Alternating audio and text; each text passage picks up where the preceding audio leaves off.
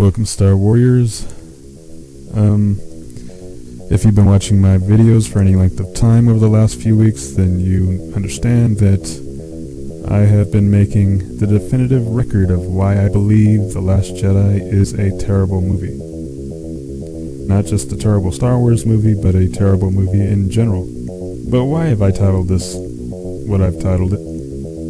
Why do I say it's a preemptive strike? Who is the intended target of this preemptive strike? What is the purpose of the preemptive action? And how can we answer this act of war? Okay. Let's answer some of those questions. And to do that, we'll go to good old Merriam-Webster to look up the word preemptive. And the definition is preemptive, serving or intended to preempt or forestall something, especially to prevent attack by disabling the enemy. Okay, well, that's not too explanatory, is it? Let's go to the root word preempt to really take this apart. Okay. Preempt. Take action in order to prevent an anticipated event from happening or forestall. Okay, so if Star Wars The Last Jedi is a preemptive action, what was it that Disney, Lucasfilm, and Rian Johnson were trying to prevent? And this should be obvious to everyone. They were trying to prevent what happens inevitably when any Star Wars movie comes out, or what happens inevitably when any movie comes out. They were trying to prevent or to prepare the main movie-going audience for the ultimate backlash that was going to result from this film. You'll notice that they were doing this because of the difference in the way they presented the narrative in The Last Jedi to the way they presented it in The Force Awakens. In The Last Jedi, there's all of these strange lines, warning you. Basically warning you, warning the audience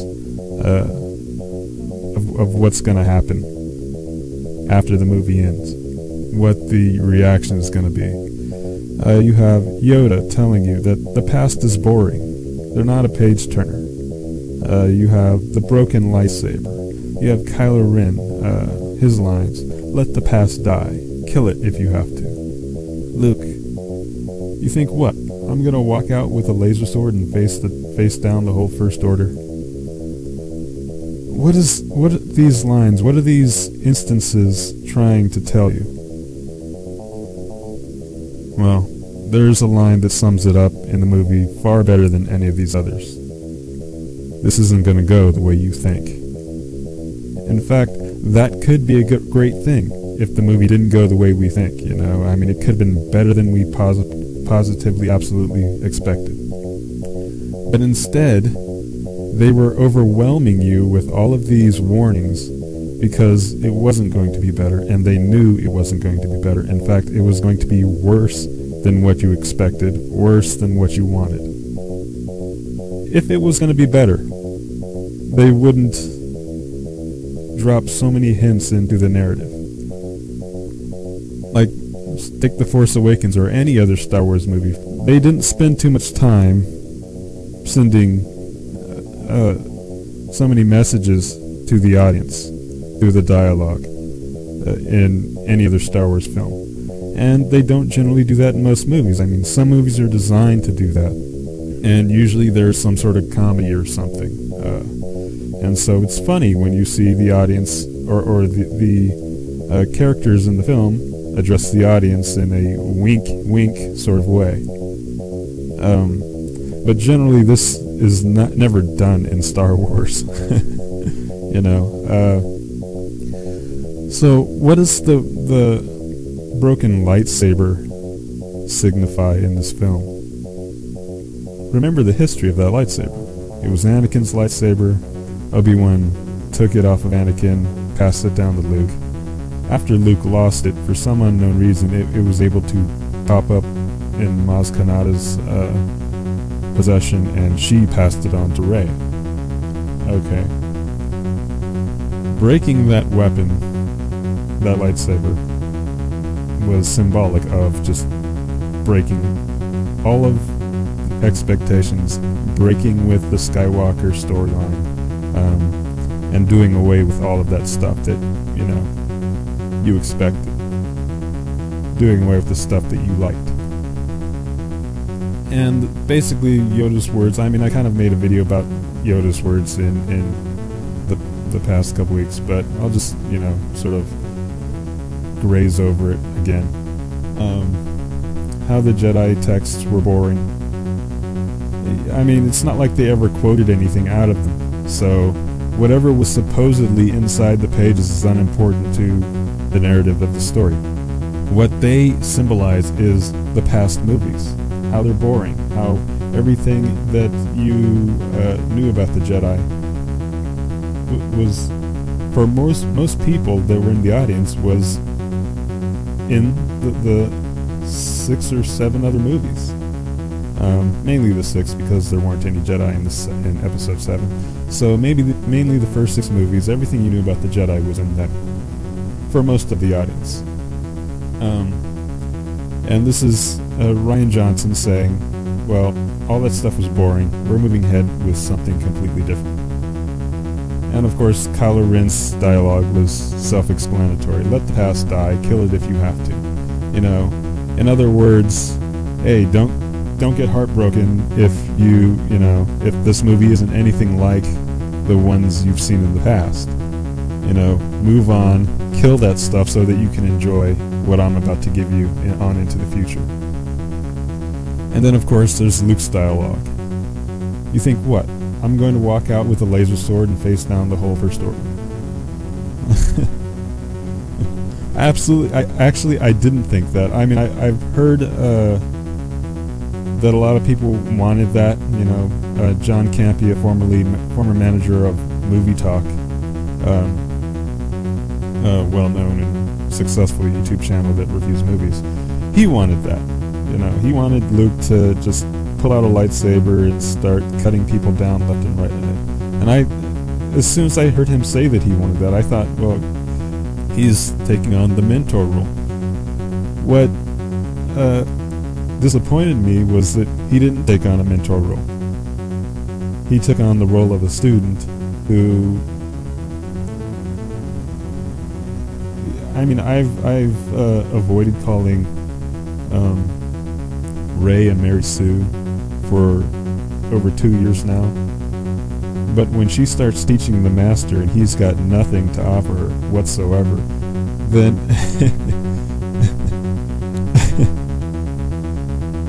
Luke's role his only role in this movie was to make her look good and then die.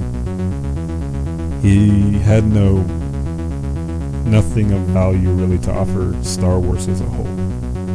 So I guess he accomplished that. But really, I mean, huge shame.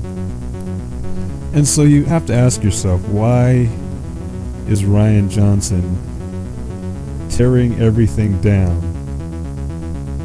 in such a way that the movie is completely unsatisfying? And the answer is that they gave $200 million to a person who isn't that experienced and not very talented to turn out a movie that has the title Star Wars attached to it. And that's basically the be-all, end-all of everything. And for some reason, Disney Lucasfilm gave this guy a contract to do 3 movies afterwards. Now, just the fact that they allowed him to do this narrative that was, you know, basically screaming at the audience that they need to forget everything they think they know because Star Wars is just not going to be as good as it used to be, that makes me believe that, yes, he is getting his trilogy. And that it wasn't just a PR ploy for them, you know, to sort of preemptively make people believe that the movie was really good. If it was just a ploy, announcing that he got his trilogy, if it was just a ploy to make people believe that The Last Jedi was really, really good before the movie came out, then I don't believe they would have allowed him to bash the past the way they did. I mean, they were literally setting you up for this new Guardians of the Galaxy type Star Wars, where Jedi fly through space and astral project themselves across light years. They were preparing you for that, because that's what Star Wars is going to be for the foreseeable future. And if it was just a ploy for them to announce that he had his trilogy in order to make us believe that the movie was good, they would have never let him put all that stuff in the film to try and brainwash the audience, in essence. So, I mean, basically all that stuff was just about his lack of skill, lack of talent, and lack of vision. So what are we going to be doing about it? For me, for this channel, I am going to continue to talk about Star Wars, of course, but not as often as I have. I mean, as we get farther and farther from the premiere of The Last Jedi, I'm going to be directing my audience to other things, other stories, other options. You know, there are other movies I could talk about. There are books I can talk about, just to give people reassurance that there are really, really talented people who have written really, really great stories that can give them hope that something in the future can take Star Wars' place. Because I kid you not, this Last Jedi was only a taste of what Star Wars is going to become. Jedi flying through space. You think it's, you know, you're only going to see that this once? Really? I mean, you may never see that again, which would surprise me, but you may never see. Let's say you never see that again. You think they're not going to pull something as ridiculous? The fact that this movie was so bad, and there are so many instances of just bad narration, proves that they don't have much to offer you. So they're looking everywhere else to find ideas. You know, they're looking at comedies to throw, you know, weird, off-center or off-kilter jokes in to make up for the fact that they don't have a story to tell. They're looking at superhero films to see what imagery they can bombard you with, because they don't have good characters and they don't want to do the work to provide you with good characters. All of the work is thrown onto the shoulders of the artists. And the people who, the faces of the franchise right now, the Rian Johnsons, the J.J. Abrams, the Kathleen Kennedys, they have nothing to offer you, really, except for connections to Disney and Lucasfilm that are big corporate juggernauts. And we don't need corporate juggernauts. So I'm going to be reviewing and discussing and talking about my favorite authors, my favorite movies, what I see on the horizon, and, you know, just providing people with options. But this video's gone on long enough, and I've talked your ear off for a while, so I am going to see you next time.